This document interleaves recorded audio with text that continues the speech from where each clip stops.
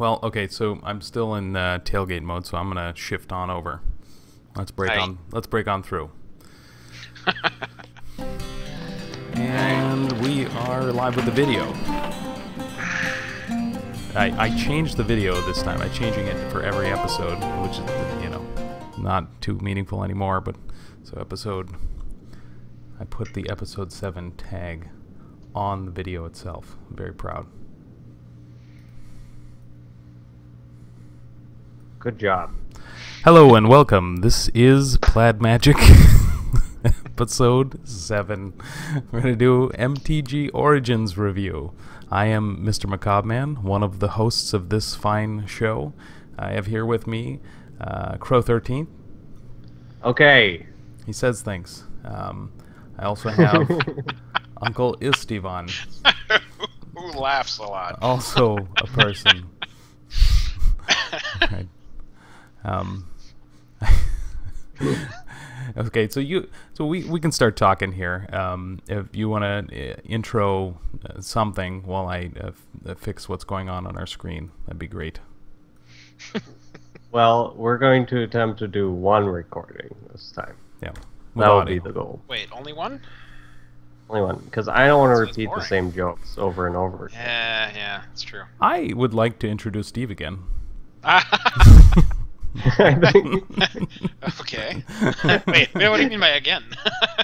We've I'm introduced pretty you- sure I could introduce Steve again. Every introduction that Perfect. I've done has been inaudible.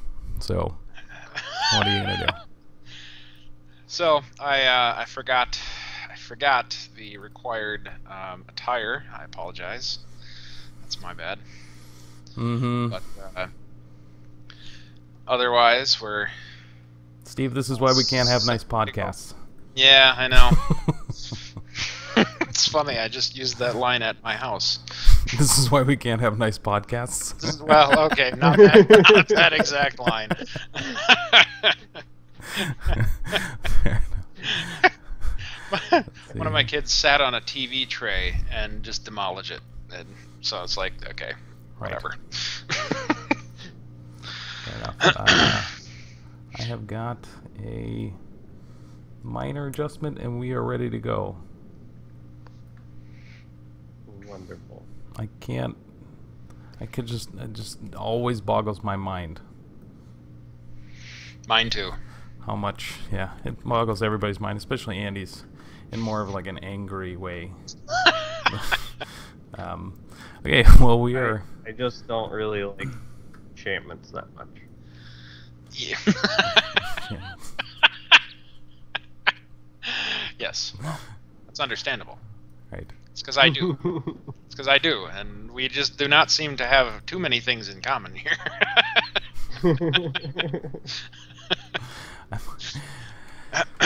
All So- right. Well, I think I guess we can start the show. I think people know that this is Plaid Magic and that we talk about Cube, so I'm not going to go through that spiel again. I sort of already said it. Okay, so Kind of. let's go. That was our intro. I've got intro up on the screen now, so everyone knows that that's what we're doing. Now we're going to go to the Plaid picks, which is our pick one, pack one format. We're going to go for the top 3. As is customary, unless we would like to break tradition, Andy would go first here. I'll read out the cards. Flicker Wisp, Flooded Strand, Deep Analysis, Inquisition of Kozilek, Desecration Demon, Glen Alendra Archmage, Complicate, Monastery Swift Spear, Colonian Hydra, Arid Mesa, Sakura Tribe Elder, Volt Charge, Goblin Rabblemaster, Simic Initiate, and Baleful Strix. That's it, boys. These are all wonderful. They're fantastic. They're all special snowflakes. Right. Unique in their own way. Right. It's hard to pick. Because it's singleton. Right. I will first start off with Lena and draw. I'll go with the arcade.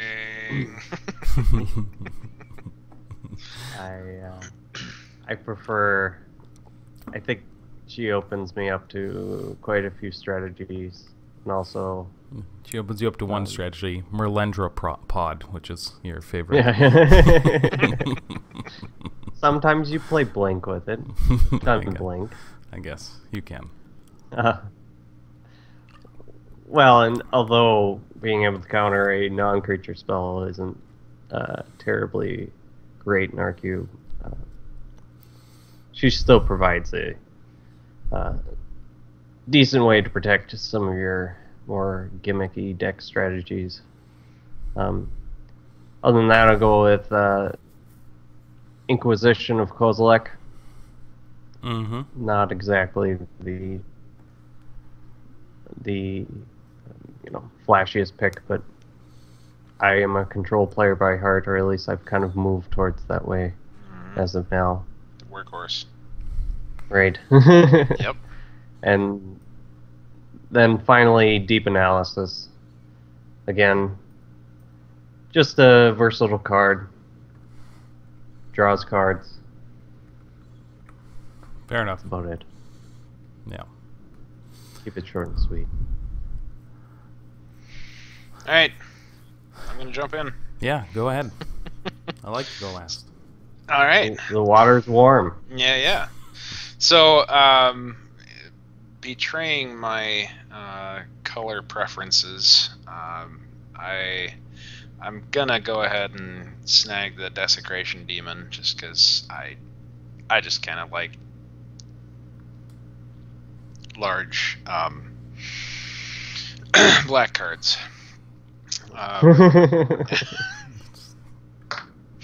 You can't say it every time. I tried to avoid putting it in a way that was something you would just snag onto there, but I can't avoid that. After that, actually, it would grab the Sakura Tribe Elder.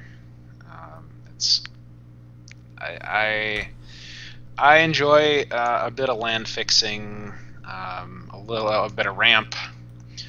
You get a little early game defense. It allows me to, if I went, say, black-green and did the Desecration Demon, I can ramp up into it while staving off Rakdos or Boros or whatever. And I have to agree on the Inquisition of Kozilek, although the Deep Analysis is kind of hard to pass up to. But I would take the Inquisition over the Deep Analysis. Yeah, so I feel like I'm not supposed to pick Baleful Strix here, so I won't. Whatever. I'm just gonna stick to my general strategies. I'm gonna stick to pick one here is probably going to be Inquisition of Kozilek for me, and then in order I would then say Monastery Swiftspear and Goblin Rabblemaster, partially just because they're archetypes I'm familiar with. I've played with both of these cards in our cube, and I've been pretty happy with them. So Goblin Rabblemaster is not as great as he is cracked up to be. He's not a superhuman, a super goblin, but it's a fine card, and there's enough synergies in the cube to make him useful. And so I like him here, but that's my pick order. I love one-drop creatures, so after Kozilek, Monastery Swiftspear is an easy pick for me, I think. All bad picks, except Kozilek from me. Yeah, I think we all suck. I do know. I mean, I definitely don't make correct picks. That's true, but it's hard. I'm pretty sure Inquisition of Kozilek is pretty. It stands out here. Single mana. There's a reason that we don't have a power cube. I mean, we're doing this or followers. We play the game to have fun. Right. If everybody did everything the same, then well, right, we'd all be bored out of our minds. That's fair. Let's slap into our Origins set review, which will be fully spoiled tomorrow. So that's unfortunate. Let's hop in. This is a mixture of Andy and my picks. We just decided to primarily keep it to cards that we were interested in for our cube, and then we can go through the thought process behind evaluating those cards, because most people's cubes are different, and so it's more important we thought to focus on how we evaluated it based on our specific cube, and you can go through that same process with your own. So that being said, we will review all the Flipwalkers because we have to. All right, so let's get into it. First is Kityan. I think it's Kityan. This is a Greek pronunciation, I'm pretty sure, which is the Greek pronunciation of Gideon. Hero of Akros, and Gideon Battleforged. So everybody who has a cube already knows about this guy, and pretty much everybody else. I would say, what, 99% of cubes are going to drop this guy in their cube? I mean, they drop any other 1 mana 2/1 drop in their cube. Right. Yeah. Or anything even close. I think this is the final card to kick out Savannah Lions in most cube. That's about it. Oh, unless if you need, what is it, 7 now? I think it's like 6 or 7. It's quite a few. It's quite a few 1 mana, 1 white, 2 power creatures. Especially if you call if you consider the Hound of Konda. So I would say should I read it off? I think people know what this guy does. So why is he awesome? Right, he's a 2/1 for 1. End of combat. If at least 2 other creatures attacked, exile him. Can get indestructible. That's the main thing. So half the time this is a 1 mana 2/1. That's it. Just evaluating these Flipwalkers just as creatures. That's the first step, and he just passes with flying colors. So if he never flips, if he didn't have another side, he'd be a fantastic card. And so that's the argument there. His flipped Planeswalker side has no minuses. He's got a, he can force a creature to attack him.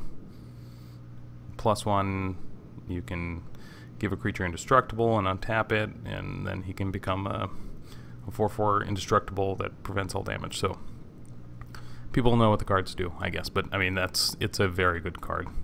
Jace Vryn's Prodigy. I mostly want to, if there's something specific that you think is cool about one of the abilities on the Planeswalker side, Andy, bring it up. Jace Vryn's Prodigy creature side. It's a looter. It's a Merfolk looter or whatever. That's pretty much it. Down 1 power, up 1 toughness is probably more relevant. If you're playing looter, yep, this is probably a consideration. Well, I think in a lot of cubes, for the most part, people try to fit in a looter into the cube, but it just never really held its own weight. And this is finally a card that I think does hold its own weight. My only problem with this card is that I think most of the time people are going to actually wish that it wouldn't flip when it does. They'd prefer to keep the looter effect. Right. Yeah, I'm certain this card I'm the most intrigued to see how it plays out, actually. Because I'm interested also to see, I'm not concerned about his +1 or his -9. His -3 is pretty interesting. So he's got an effective flashback for something in your yard after the looter, plus with the prevalence of the delve effects or whatever. So post, exactly, you can looter for a little while. There's all kinds of interesting things that you can do here. So he's the one I'm the most interested in seeing how he plays out, and then the one I'm least certain that I know exactly how it is going to work out. That's my take. I think he's in. I think we put him in. I think. I've always been a fan of a Merfolk looter, but I agree that the person who wants to play him is probably going to be going, hey, wait, don't flip, don't flip. It'd be so much better if it was a May ability. Yeah, exactly. No, you got to manage your graveyard. So it's not. Right. I mean, that's not up to wizards. It's not their job. I have to mow my lawn. You have to trim your graveyard.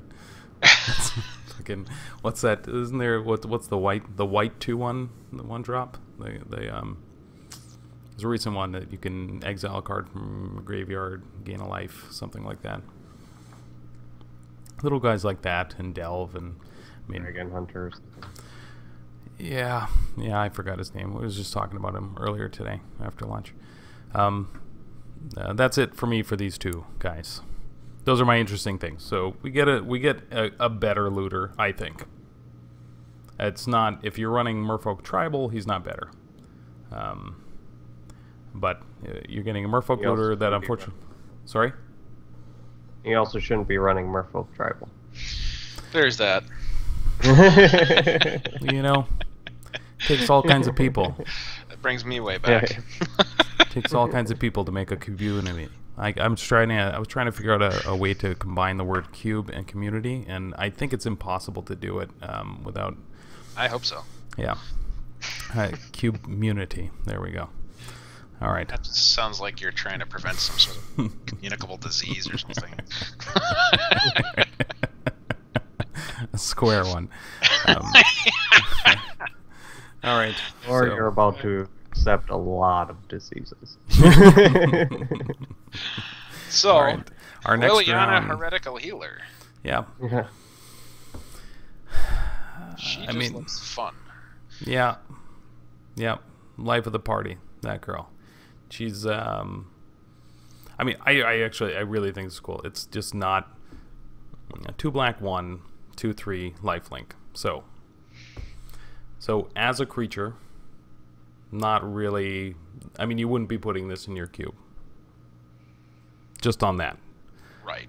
Now, she has the unique effect of the flipwalkers that as she flips, she also does something, which is drops that zombie. So I sort of consider that part of her creature side, because that could be, you know, there are other cards that have that, like when it goes to your graveyard, do the same thing. So yep. With that upside, taking that into account, like then I think it's playable. She just about replaces herself on a reasonable cost for that creature. Right, and then her flip side causes both some planning and some attention. So planning on your part, the owner's part, and some attention on the opponent's part to watch. So that -X ability is something.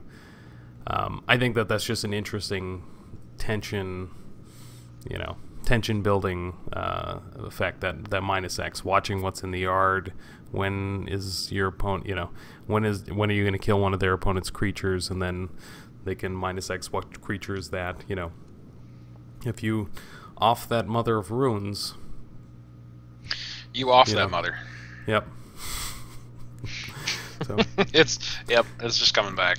Yeah, but this for me, with the +2 of each player discards a card, I think that she's an easy replacement for Liliana of the Veil in our cube. If we're keeping to one planeswalker in black, I'd swap her. I think it's more interesting for me. It also ups the creature curve for us, the amount of creatures in the cube. Agreed. And I don't know. I like the converted mana cost on all of these. I like that it's nice and low. It comes out quick. It may not be immediately useful as a planeswalker, but that lower curve for me is a big deal, because it's hard to. By the time you drop a 5-drop planeswalker, someone's got answers. Right. Andy, I was wondering, I mean, I think I brought this up before. You think it was intentional that these are all like tiny leader commander possibilities? You think that was intentional? Possibly. I don't think it was a I mean, like it could have been like one of them cost 4 or something at some point, and they decided, well, let's bring it down to 3. That way we have another tiny, like they all are playable in tiny leaders. But I really don't think that tiny leaders is popular enough where they're going to make that big of a decision. On top of that, this set was designed before tiny leaders. Well, so. Tiny leaders was never really a thing. It was just Right. the biggest shared lie in of the Magic community ever. Chandra, Fire of Kaladesh. So, interesting type of goblin sharpshooter here, but much, much worse. As a creature, not playable, right? Yeah, pretty much. There are some cubes that play similar cards. The fact that she untaps anytime you cast this, it would have been better anytime you cast a spell. But. Right. Yeah, I mean that's really the issue. Is now you are so channeled. It's designed for burn. It's designed for red. You know, mono red. The whole red deck wins concept. Yeah, I mean, don't get me wrong. In a constructed environment, I think that this could be something fun. It's very tough in limited, especially because just I mean, in most cubes, speaking specifically about cubes, but most cubes, you know, your cantrips, which is what you want to be using these for, you know, to untap her, are in blue. I mean, there's not. Yep. I mean, best case scenario, her original, you know, you're dropping her, next turn you're Wheel of Fortuning, you know, and hope you get some cheap stuff there. It's tough. I'm not a huge fan. I'm a huge fan of these. You know, if the Planeswalker side is still viable, I'm sort of, you know, on board with most of these Planeswalkers just because they have the creature side, and we focused our attention on being able to manage and handle and answer creatures, and that's what a lot of our interactions come from. Yep.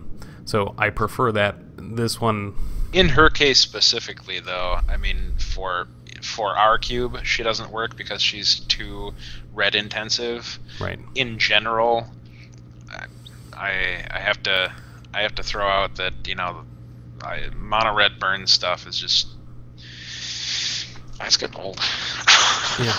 It just feels, you know, it's like, oh yeah, great. The problem is it's sort of like a predestined flavor fail. It's like the card failed because of the flavor, because this card should say instant or sorcery, right? I mean, yep. That makes this card a lot better. But Chandra is just, I mean, she doesn't care about blue spells, and we know that. So it is sort of, yeah, like a flavor forced card fail, I feel like. Yep. Her Planeswalker side, I mean, we've seen it. I mean, there's nothing too exciting there. Yeah, so the one thing I'll say about the flip Planeswalkers in general is that a way that you have to kind of evaluate them is much like back in Theros block once the gods came out. Right. I think at first, because they were new, it was hard to figure out, well, how does this really fit into there? Really, you have to, with the Planeswalkers, you have to assess them in a similar way as with the gods, as like some of the gods are, you look at them more as an enchantment, or other ones you'd look at them more as their creature side, right. The effectiveness of their creature side. So that would take into account what their power and toughness are, where, you know, you look at something like Perforos and you really just, I don't even know what the power and toughness is on Perforos. It's not why it's there. It's there for its enchantment side. Yep. Right. Athreos is very similar. So when you look at, but the other aspect of the Flipwalkers is that you take the card like Liliana and the what's the green one? The green. Oh, Nisa. Nisa. Sorry. I don't know how you pronounce it. Both of those can flip the turn that they come down. That's why I think those two are miles ahead of most of the other planeswalkers, and you have to evaluate them more on their planeswalker side than you would their creature side. And where some of the other ones you could almost argue you really don't even have to evaluate them from their planeswalker side, because they have a full turn in which your opponent could have an answer. Yeah. So in our cube, when considering them, I could almost think of Chandra coming in to replace a creature, because I'm not as worried of increasing the number of planeswalkers in the cube because of the fact that she's so much easier to answer. Sure. Yeah. Yep. It could be 2 or 3 turns before they can manage to flip her. Right. Yep. Yep. So speaking of Nissa, let's swap on over here. Nissa, what are we agreeing on? take your pick. Nissa, Vastwood Seer. Yeah, so there's a lot of text on here. 2/2 on 1 green, 2 other. When Nissa Vastwood she fetches a forest, and if you have 7 or more lands in play, she flips. Right. So this is a throwback to all of these cards. All the Flipwalkers are throwbacks to some other card that existed already. I mean, they're well-known abilities. Archetype.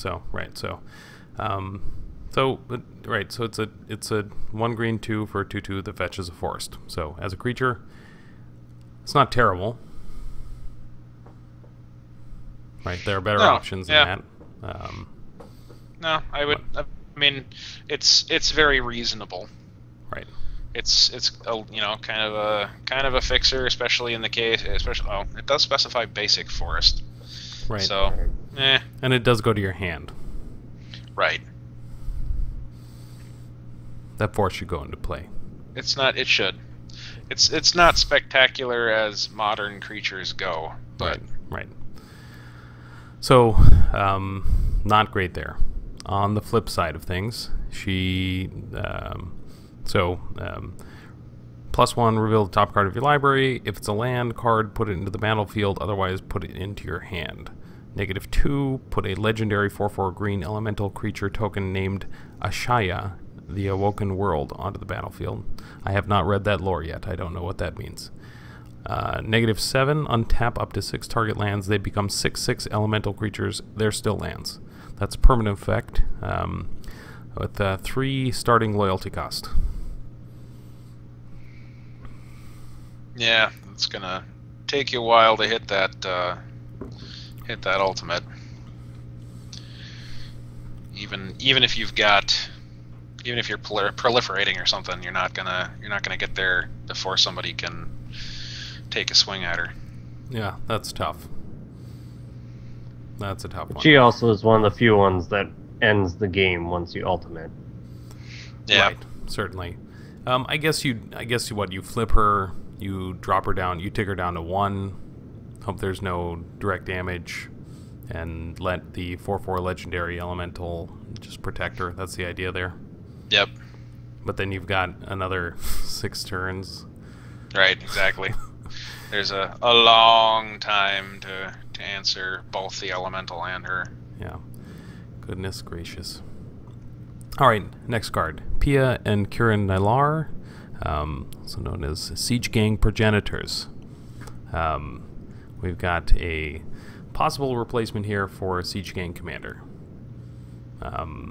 Depending upon the flavor of the cube. 2 red, 2 for 2/2. When Pia and Kiran Nailar enter the battlefield, put 2 1/1 colorless Thopter artifact creature tokens with flying onto the battlefield. 1 red, 2, sacrifice an artifact. Pia and Kiran Nailar deal 2 damage to target creature player. I think it's a pretty cool card. Thopter Bomb. Mm-hmm. Yep. Very cool. Yep, not too bad at all. I would definitely go with that over the Siege Gang. Yeah, I think there's too many goblin effects currently in our cube that.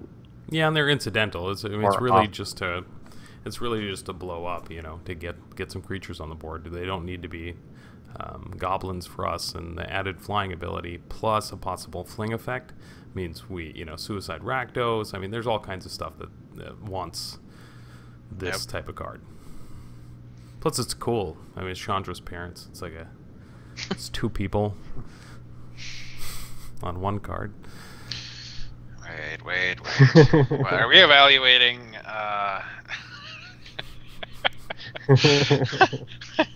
Not go down that route. Vorthos. Just saying, those types of cards are cool. I think, yeah. So if you're running Siege Gang Commander, this is a definite consideration. For us, I think it's pretty much a slam dunk. I mean, yep, pretty straightforward. Harbinger of Tides as our next piece here. So this is a tempo piece. 2 blue for a 2/2 Merfolk Wizard. You may cast it as though it had flash if you pay an additional 2 colorless to cast it. When it enters the battlefield, you may return target tapped creature an opponent controls to its owner's hand. So, caveat of it being tapped, and you have to pay another 2. That's 4. You know, but considering how incredibly useful the Mana War is, I mean, unless you are playing so many colors that you can't scrape together those 2, this is just straight out wow. Yeah, this is by far the closest thing that they've printed to being able to replace Mana War in a cube. Mm-hmm. Yeah, I mean, the tap clause is kind of a big deal, right? Because, I mean, there are many times that some effect-based creature, you know, the value they're adding to your opponent is not in swinging in,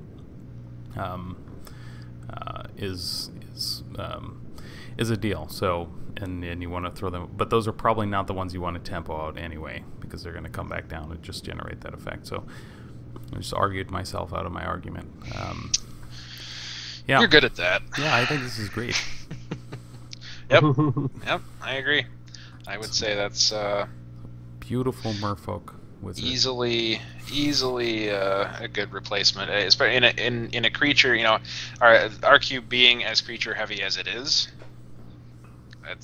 there's no reason not to.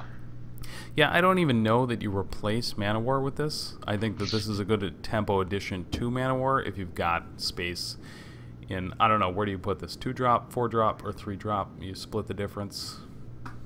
It's a good place. You put it as a 2-drop. Yeah, I would. I'd put it as a 2-drop just because you can. Right. You know? Just treat it like a kicker or something. Yep. Yeah. All right. Yeah. Fair enough. Okay. Great card. There's a lot of interesting cards in Origins. Okay, the controversial Blessed Spirits. 1 white 2 for a 2/2 flying. Whenever you cast an enchantment spell, put a +1/+1 counter on Blessed Spirits. If we had more enchantments, slam diggity dunk. But even though we don't, it's not bad. It's probably pretty good. But my concern with this card is that you read it and you're drafting and you say, "Oh, enchantments is a thing." I wouldn't worry too much about that, at least in our cube. I mean, if you have new players to the cube that you are in, if you're looking at a relatively diverse and cycling player base, then you're right. You'd almost kind of have to put a caveat out there. You know, here's a list of things that you need to not assume are in this cube in any significant quantity. But if you have a stable player base, I wouldn't worry too much about them making that assumption. And it is just sort of a sturdy, stable creature. Right. It's a 2/2 flying for 3. Mm-hmm. Low, it's 1 white on the commitment there. Yep. It's very sad, the implications, but we'll get over it.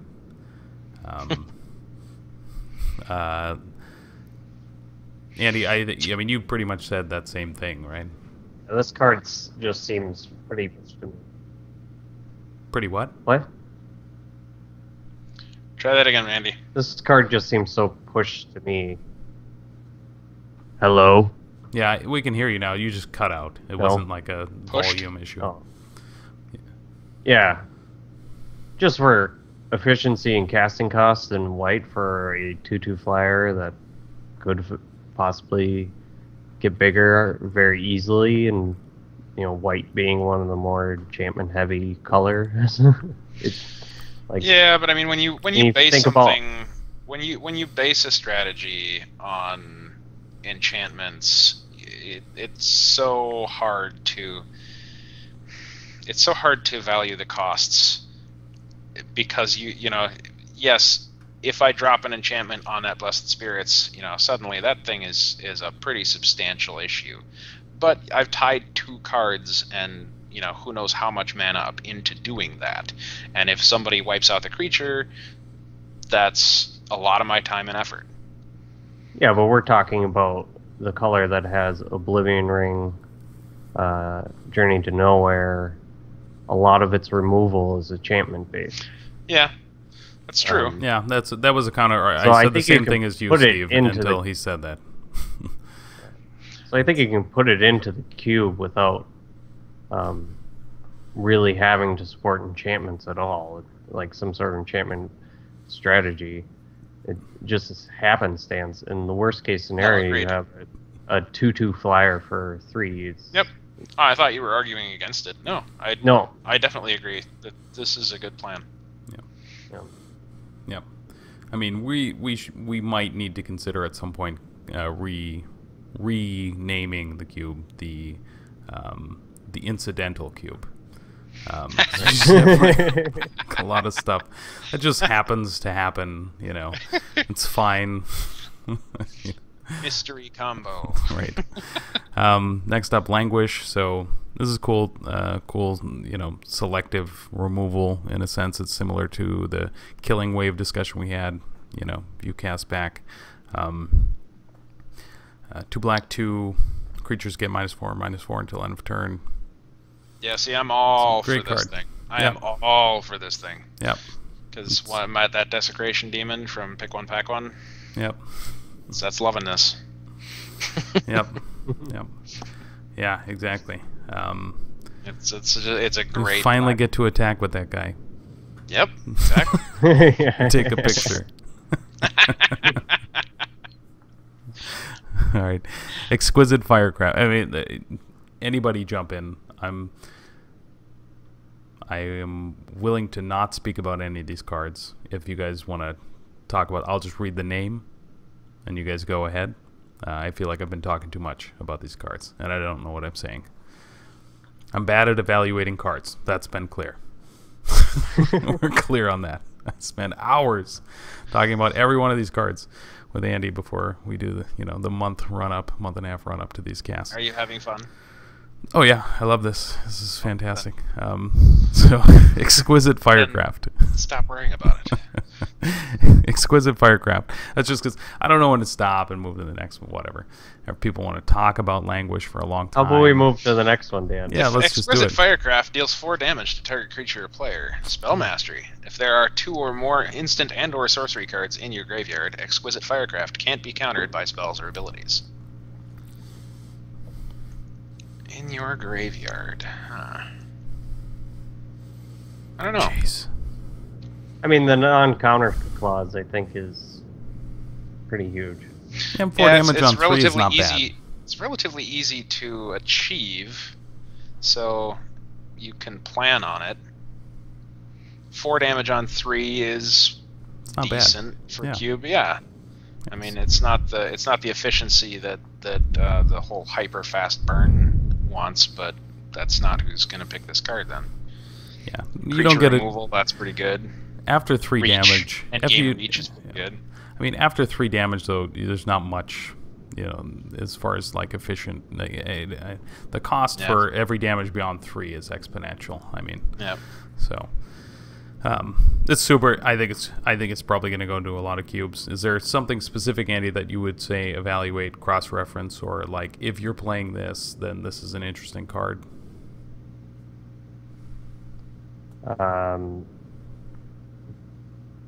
Possibly, I don't know. There's some of those, like, I think a lot of cubes are playing the color hate versions of this, and I think this is much better.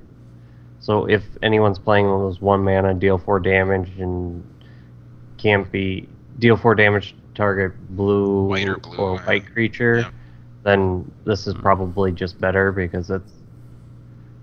I don't know. I know it's less efficient, but it's just straight up can't be countered most of the time. Yeah. That would be my suggestion. All right, but, so straight up better is not necessarily better. That's true. Sometimes you want the conditional card. Power level is based on context and what you're trying to achieve. Yep, so exactly. Speaking of which, displacement wave. Ooh, yeah. It says 2 blue mana, destroy all tokens. Return all. Oh, yeah, okay. Here, I thought you were having a brain fart. No, that was my little joke. You're welcome, yep, guys. No, agreed. Yeah. I mean, no, I think this is pretty cool. This is a fun card to cast. I think, like figuring it out. I mean, it's just again. The big end stuff is gonna be happy here. People who are like ramping into, this is a good blue-green. People who ramp into the big green nasty stuff. They don't care if they bounce their lawnmowers or whatever, Yeah, I mean, I have a feeling that a lot of the time the casting cost of this is going to end up being 3. Yeah, yep. I'd say that is probably the magic number. Especially when a lot of cubes are running mana rocks on 2 and stuff. I mean, it might be 4, but I think. Well, when you're looking at when you're playing like a blink deck, that's where you're hitting your Mana War or your Fleshbag Marauders, and you're starting to get double value off of those. Mm-hmm. Yeah. Oh, see, you're seeing what you're seeing what I'm. You're always looking deeper. Always looking deeper. In your blink. Yeah. You get double value there. Yeah, you're just shutting them down and fueling your own strategy. That's solid. Yeah, I think the confusion with that card, though, is it really doesn't fit in as many decks as you would think it did. I think that this card, at instant speed, would go into almost every cube. Sure. At sorcery, yeah, I mean, it's selective. I mean, you will find the value at instant speed being able to do this type of effect. Yeah. But, all right. So, not a replacement for Upheaval, but I mean, it's an interesting control piece. Control and blink, you would say, Andy. It's probably, I mean, something in there. I don't even know if it would fit into blink, but possibly. All right. I think it's more of a temple card. Right. Citadel Castellan. Yeah. All right, fair enough. Archangel of Tithes, Vryn's Wingmare, and Starfield of Nyx is our next 4-card slide. Citadel Castellan is 1 green, 1 white, 1 other for 2/3 Human Knight, Vigilance with a Renown 2. That's it. Archangel of Tithes is 3 white, 1 for 3/5. Angel with Flying. As long as it is untapped, creatures can't attack you or a planeswalker you control unless the controller pays 1 for each of those creatures. As long as Archangel of Tithes is attacking, creatures can't block unless their controller pays 1 for each of those creatures. Oh, good gravy. Just what we need. More pillow fort. Mm-hmm. Vryn Wingmare. People love that card. I don't know. Vryn Wingmare. Here's another interesting one. 1 white, 2 for 2/1 flying. Non-creature spells cost 1 more to cast. They should have just drawn Thalia, right? Like riding that Wingmare. Yep. somebody's going to do it soon. And then Starfield Nyx is an enchantment for 1 white 4. At the beginning of your upkeep, you may return target enchantment card from your graveyard to the battlefield. As long as you control 5 or more enchantments, each other non-aura enchantment you control is a creature in addition to its other types, and has a base power and toughness equal to its converted mana cost. Opalescence. Yeah. Opalescence. Only way better. Yeah. We're loving that. And by we, I mean me. That really doesn't feel like a cube card, generally, to me. It certainly doesn't feel like a cube card in our cube, given the relatively low quantity of enchantments. Right. Does this also go even in white? Does that also go infinite with Dance of Many? These two, same thing, right? It should continue bringing it back, yeah. Yeah.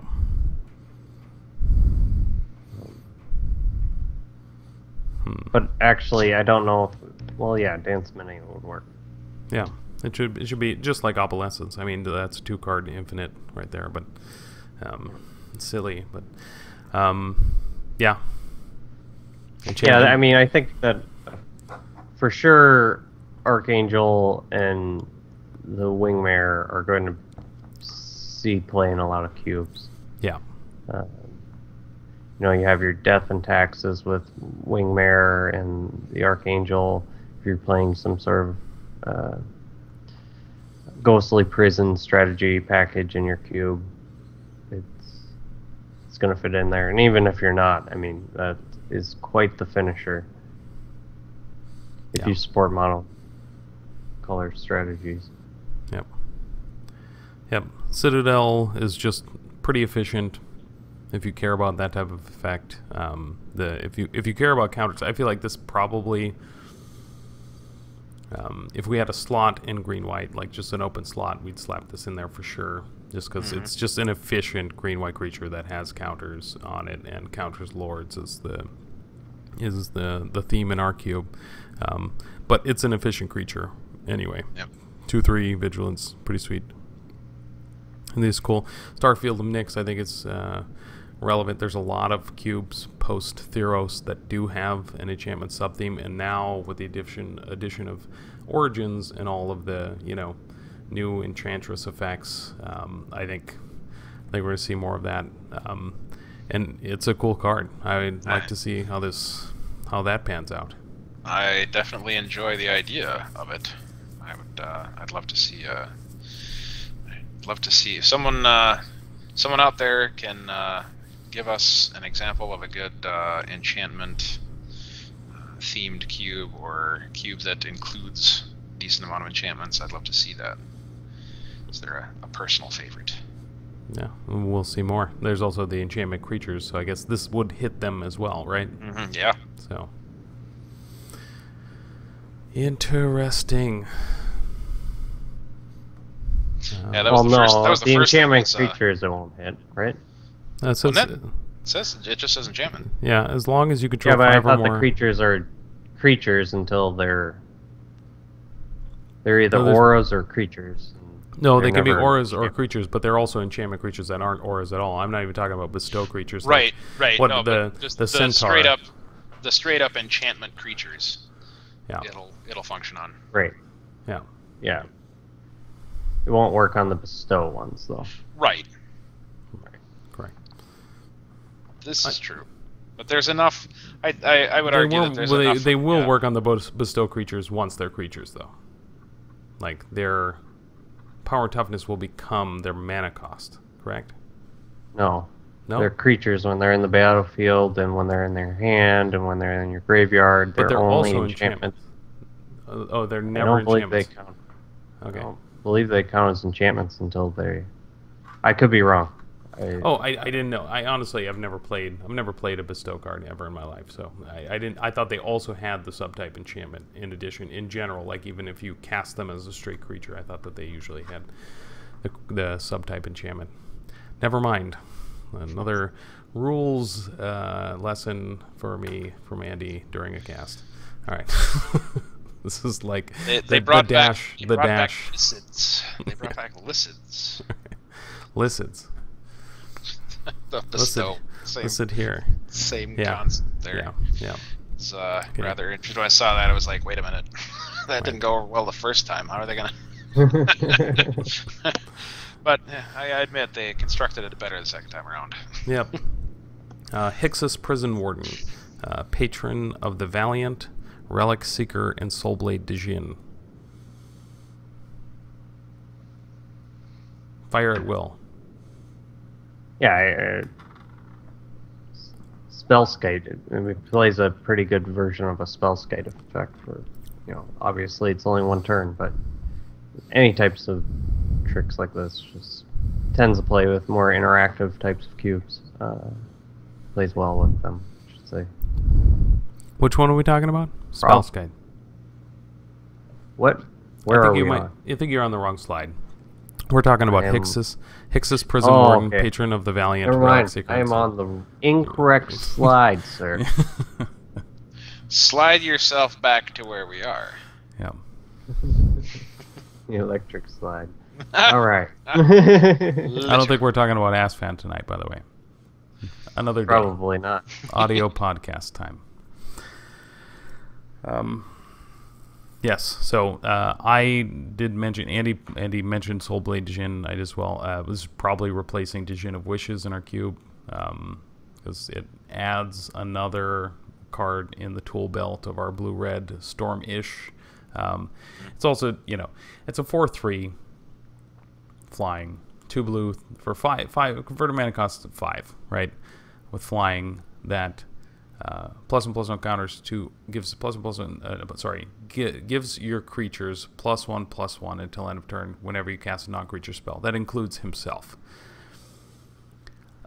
In a limited environment, I think that's very good.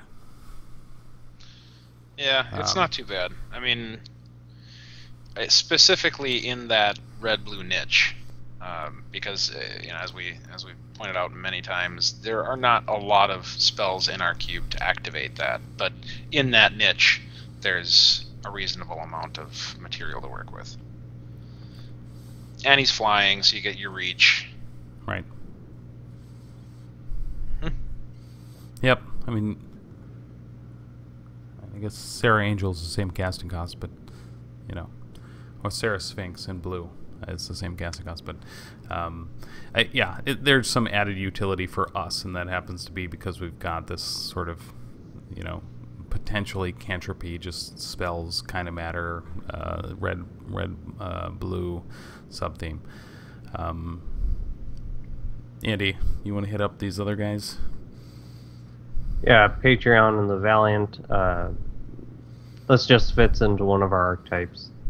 I think it's a pretty easy inclusion if we can find the space for it. Relic Seeker. If we had more equipment in the cube, or that the equipment actually mattered, we'd possibly put it in, and I think most cubes do. So I could see this fitting in quite a few cubes, especially if you're, Hixus? Hixus. Prison Hixus. Warden. Alright. This card I keep going back and forth on. Like, Hixus the masochist. My gut reaction is no. I don't know. It's yeah, he's Flash. Yeah, he's a built-in. You're building two useful things into a reasonable casting cost, but I don't know. My gut reaction is I wouldn't pick him out of a pack. So yeah, you could wipe the board with him. Is the cool thing. Yeah, it's true. For a short period of time. Right. Probably not going to make it in most cubes. Okay. Yep. Yeah, I don't think so. Yep. He's not coming around. Mizium Meddler, Magmatic Insight, Scab Clan Berserker, and Goblin Glory Chaser. Here's your Spellskite, Andy. Right. So, interesting effect. I think it's interactive. All the things that I said before. Cool art. Yeah, definitely.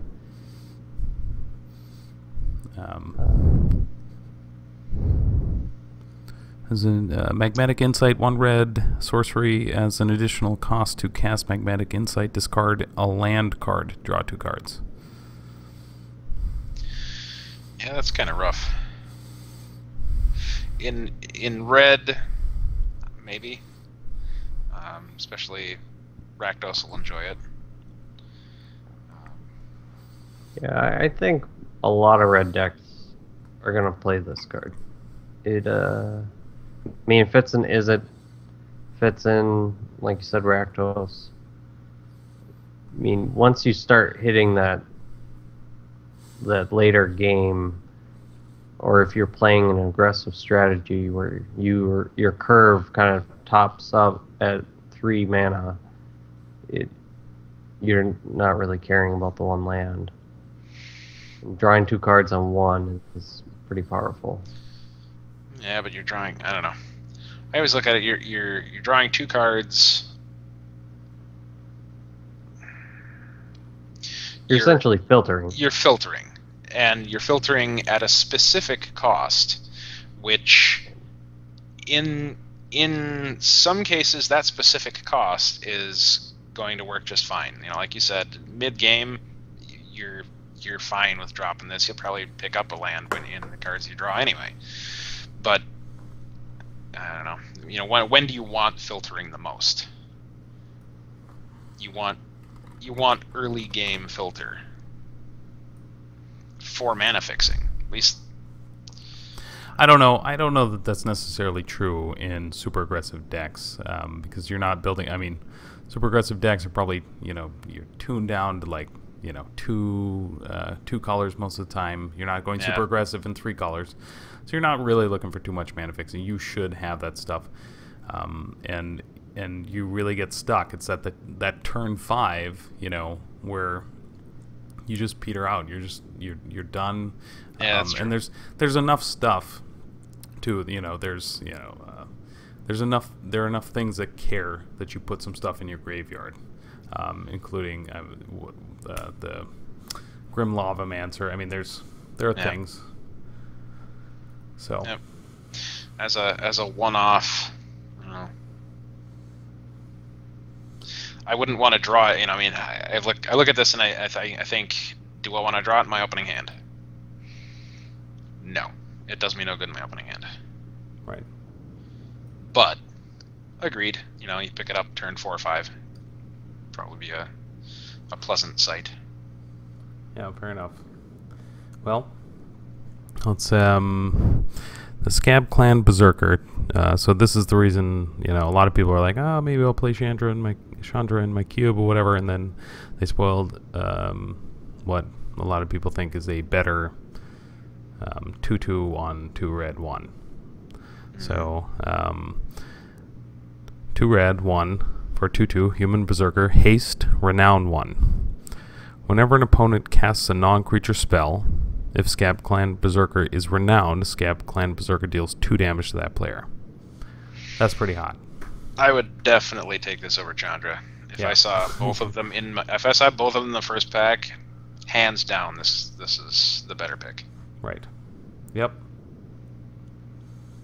Yeah, and I like this one because you don't have to play it in a mono red strategy.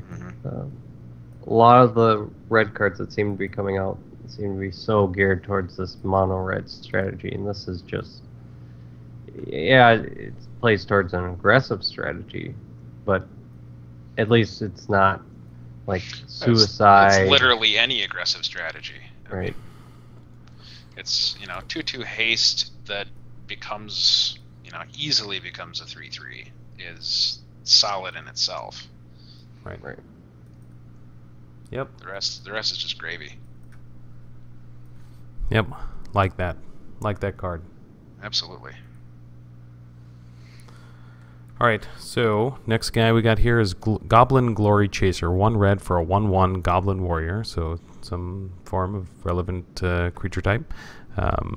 It is Renown 1. As long as Goblin Glory Chaser is renowned. It has Menace. So that's a 1/1 Goblin on 1 with some ability to uptick and gain evasion.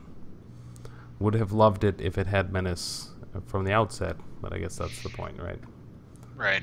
It would be a 1/1 on 2 if it had Menace from the outset. Right. Which would be a much different equation anyway. Right. Also, if it had Intimidate instead of the replacement effect of Menace. Yeah. Right. But it's still. You almost have to look at it as a 1-mana, 2-power creature. I believe. I'll have to play this card. Yeah, I would definitely not. I don't agree that you have to look at it as being 1 mana, 2 power, because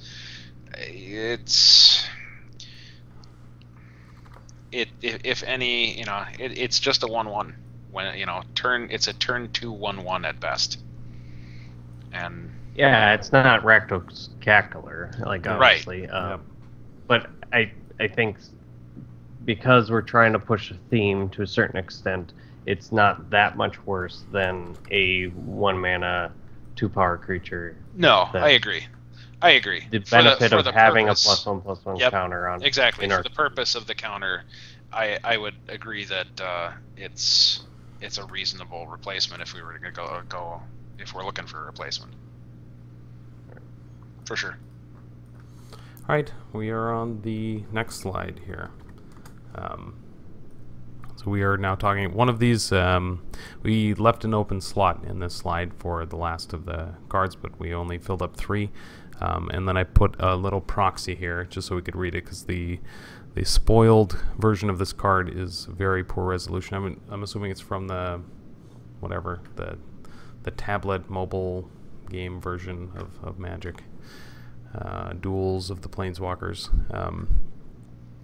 So I just mocked it up with the text. We'll start with Outland Colossus. Fun card. Yep. Ding. Yeah. 2 green, 3. We have a winner. 6/6 renowned 6. Can't be blocked by more than 1 creature. Yep, that can replace something, I'm sure. Doesn't have trample though. Just FYI. Yeah, that Terrible is a consideration. Yeah. Yep.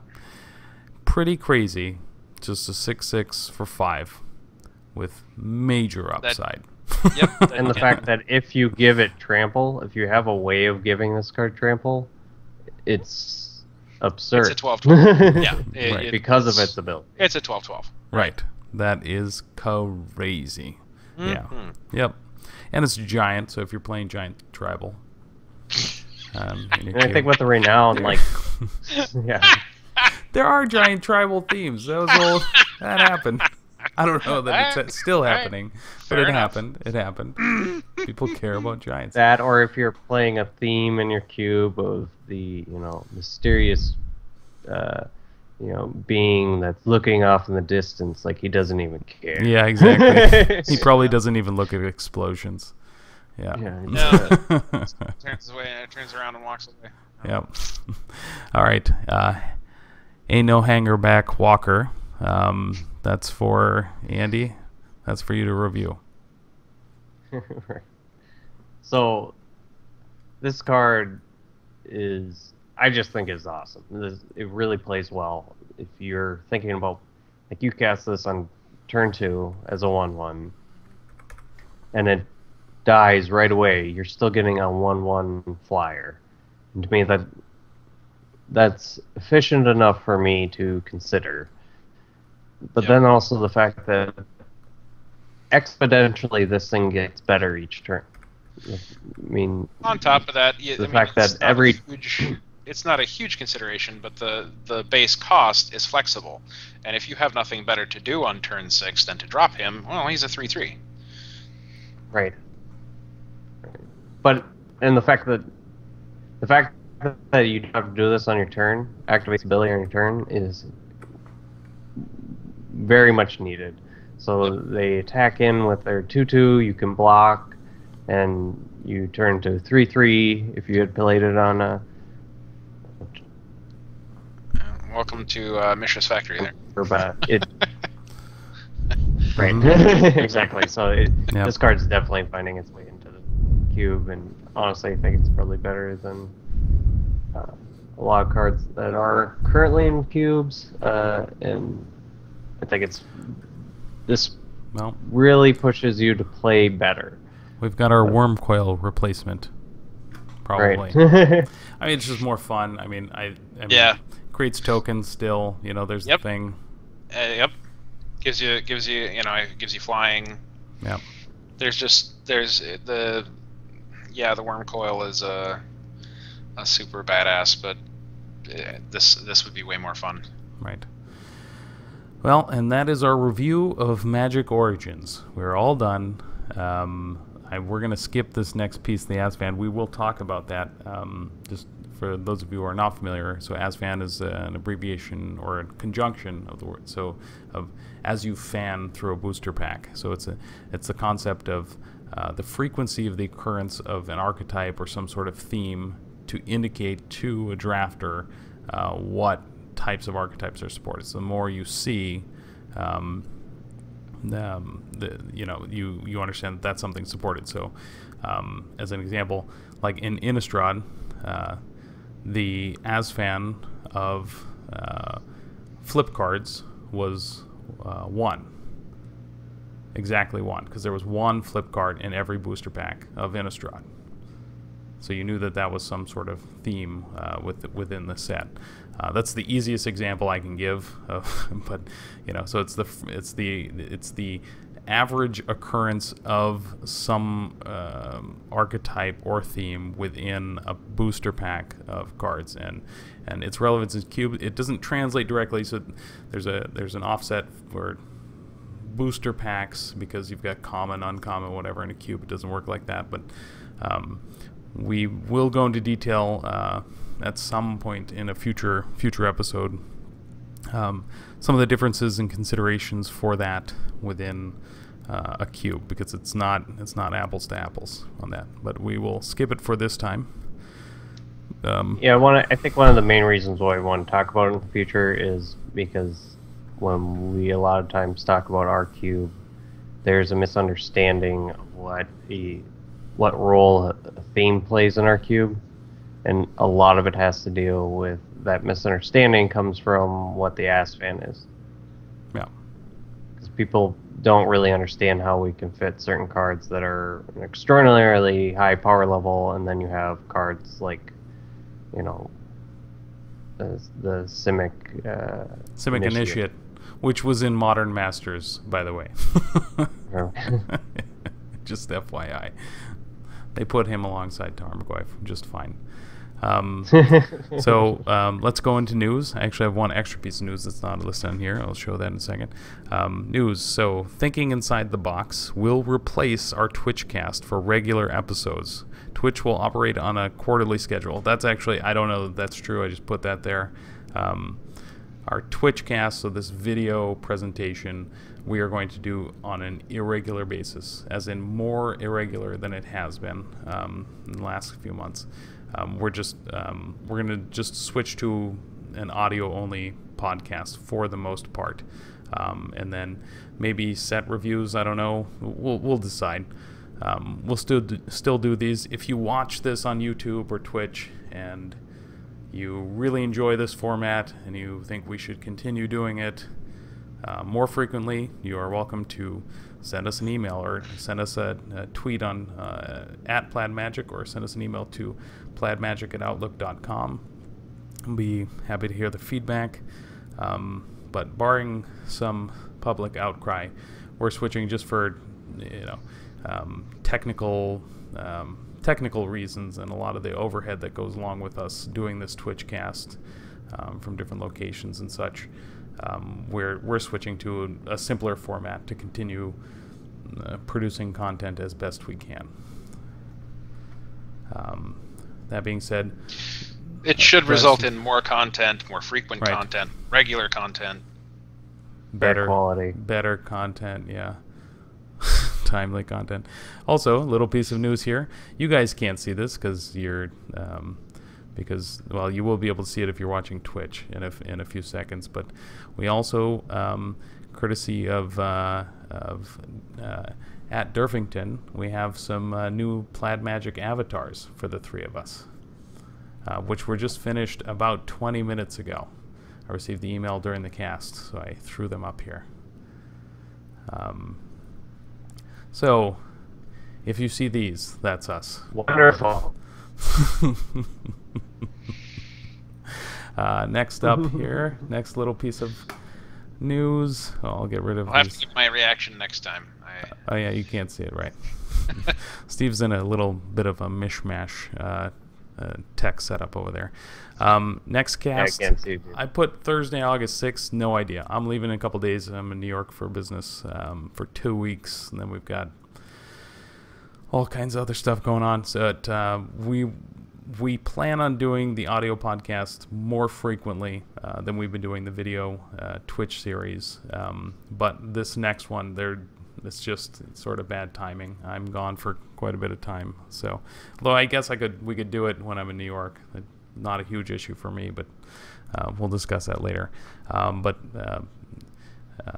we should at least be able to pump out another magic fart here for you guys by August 6th. Be covering our part 4. We'll load up on the beans and onions. The magic beans. Yes. Yeah. So yes, Going back to the giant tribal there. Right. Our next cast will be Follow the Guilds Part 4. We're going to cover Orzhov, I believe. That was my understanding, because Orzhov needs some love anyway, so that'll give us some a chance to rework that piece. Some cube design stuff. We'll probably be publicizing and doing some more card swaps here, and something that is yet to be determined. As always, you can contact us at plaidmagic@outlook.com or at plaidmagic on Twitter. Our blog, you can keep up to date on our drafts and things like that, if they ever happen, at iplaidmagic.blogspot.com. And we now have an official URL courtesy of CubeTutor, of cubetutor.com/plaidmagic. Oh, we got the YouTube channel now too, which is, it's up on the bar at the top, but youtube.com/C for channel /plaidmagic. Andy, would you like to sing a song or something? I guess we're signing off now.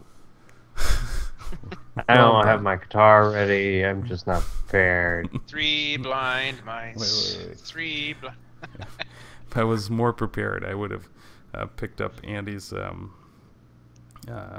I don't know, Steve, if you had a chance to listen to Andy's proposal for the start of our audio podcast series or not.